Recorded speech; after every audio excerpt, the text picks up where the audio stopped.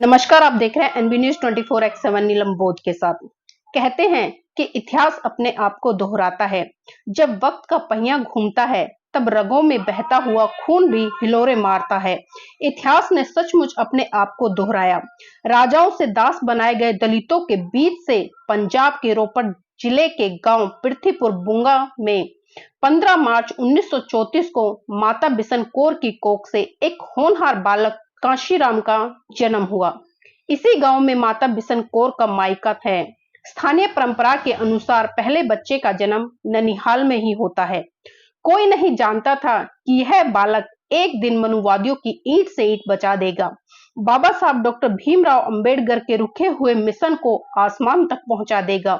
यह बालक एक दिन भारतीय राजनीति की धुरी बनेगा, जिसके इर्द गिर्द सभी राजनीतिक पार्टियां चक्कर काटेंगी और इसकी बनाई हुई पार्टी सत्ता के ताले की मास्टर चाबी बन जाएगी। जी हाँ साथियों, आज मैं बात कर रही हूँ उस महामानव की जिसने कि बहुजन समाज के दबे कुचले लोगों को सत्ता के गलियारों में ले जाने का न केवल सपना दिखाया, बल्कि चार बार उत्तर प्रदेश, जो कि भारत का सबसे बड़ा राज्य है, उसमें दलितों की एक ऐसी नायिका को पैदा कर दिया जिसे आज वर्तमान युग में सभी आयरन लेडी के नाम से और बहन कुमारी मायावती के नाम से जानते हैं।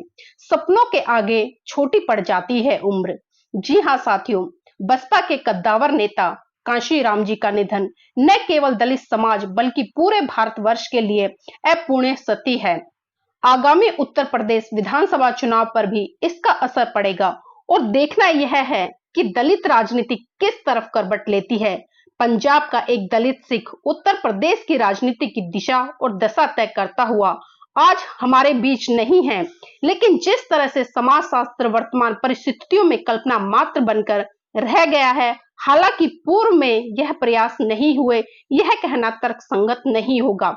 आजादी के बाद से ही दलित उत्थान और दलित राजनीति दोनों की ही जमीन तैयार हुई है। सन 1984 में कांशीराम ने बहुजन समाज पार्टी की नींव रखी और तब से राजनीति की मुख्य धारा में दलितों की बाढ़ आ गई।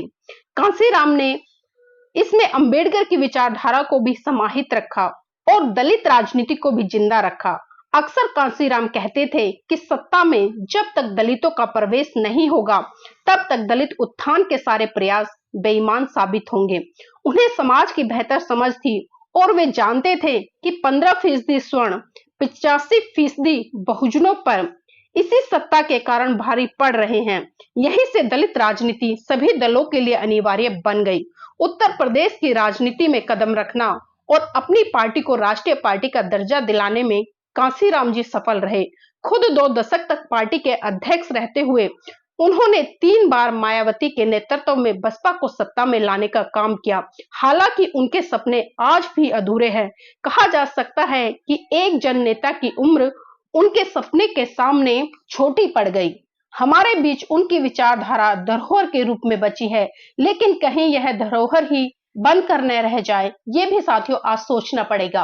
आज भले बहुजन समाज के लोग या बहुजन समाज पार्टी के लोग या बहुजन समाज पार्टी के बड़े बड़े नेता 9 अक्टूबर को महामानव कांशीराम जी की पुण्यतिथि मना रहे हैं। साथियों, मैं आपको अवगत करा दूं कि बसपा पार्टी के राष्ट्रीय कोऑर्डिनेटर आकाश आनंद ने आम जनता और बसपा पार्टी के तमाम समर्थकों नेताओं से अपील की है कि 9 अक्टूबर 2024 को रकाबगंज बहुजन प्रेरणा स्थल पर महामानव कांशीराम जी की 18वीं पुण्यतिथि मनाई जाएगी। तो तमाम समर्थक वहां पर ज्यादा से ज्यादा संख्या में पहुंचे और उन्होंने जनता को संदेश देते हुए क्या कहा। जय भीम। साथियों, हम सबके प्रेरणा सूत्र मान्यवर साहब श्री कांशीराम जी के परिनिर्वाण दिवस यानी 9 अक्टूबर को आदरणीय बहन कुमारी मायावती जी दिल्ली के रकाबगंज में बहुजन प्रेरणा स्थल पर अपना संदेश और हम सभी के लिए दिशा निर्देश जारी करेंगी। साथियों, यही नहीं, इस मौके पर यह स्पष्ट करना चाहूँगा कि बीएसपी दलित समाज के हित में बाबा साहब के संविधान और लोकतंत्र की रक्षा के लिए इस देश को 2 दलों की जागीर नहीं बनने देगी और देश के वर्तमान हालात को समझते हुए बीएसपी संविधान और आरक्षण को बचाने के लिए कोई भी समझौता नहीं करने वाली है। हम लड़ेंगे और संविधान में दिए गए लोकतांत्रिक अधिकारों की रक्षा के लिए बड़ी लड़ाई लड़ने के लिए तैयार हैं। याद रहे, संविधान हमारी पहचान और आरक्षण हमारी आज़ादी। तो साथियों, 9 अक्टूबर को मान्यवर साहब श्री काशीराम जी को श्रद्धा सुमन अर्पित करने के लिए और आदरणीय बहन कुमारी मायावती जी का दिशा निर्देश लेने के लिए दिल्ली प्रदेश के सभी समर्थकों और पदाधिकारियों से निवेदन है कि वे सवेरे 9 बजे रकाबगंज स्थित बहुजन प्रेरणा स्थल पहुँचे।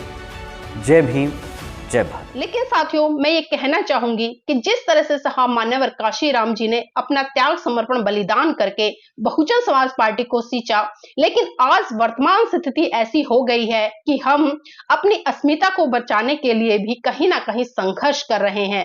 और जो बहुजन समाज पार्टी का जनाधार हुआ करता था, वो आज लगातार खिसकता जा रहा है। तो आज बहुजन समाज पार्टी के तमाम नेताओं को, तमाम कार्यकर्ताओं को, तमाम समर्थकों को ये भी सोचना पड़ेगा कि आखिर इसके पीछे कारण क्या है, कहां रणनीतियों में कमी रह रही है, कहां कमजोर पड़ रहे हैं, कहां हमारी टीम नहीं है, कहां हमारे बूथ नहीं है, और भी तमाम ऐसी बातें हैं जिस पर की बड़ी गंभीरता से पार्टी को समीक्षा करने की जरूरत है और उन कमियों को दूर करने की जरूरत है।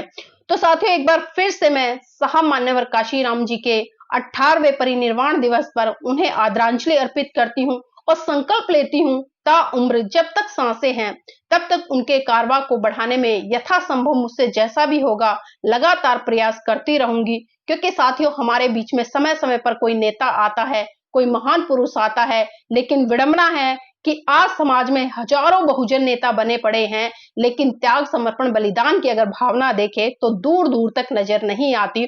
और यही कारण है कि आज हम सत्ता से दूर हैं। तो जागना पड़ेगा लोगों को, और 2027 का लक्ष्य उत्तर प्रदेश आप सबके सामने है। और आपको देखना है कि अभी वर्तमान में हरियाणा में जो स्थिति हुई है, ऐसी स्थिति उत्तर प्रदेश में ना हो। तो अपनी अस्मिता को बचाने के लिए आप साहब मान्यवर काशीराम जी के परिनिर्वाण दिवस पर संकल्प लीजिए कि पूरी निष्ठा ईमानदारी से काम करेंगे। और जो व्यक्ति पार्टी के विरुद्ध जाकर कार्य करेगा या दूसरी पार्टियों के तलवे चाटने का काम करेगा, उसका सामाजिक रूप से बहिष्कार करने का काम करेंगे।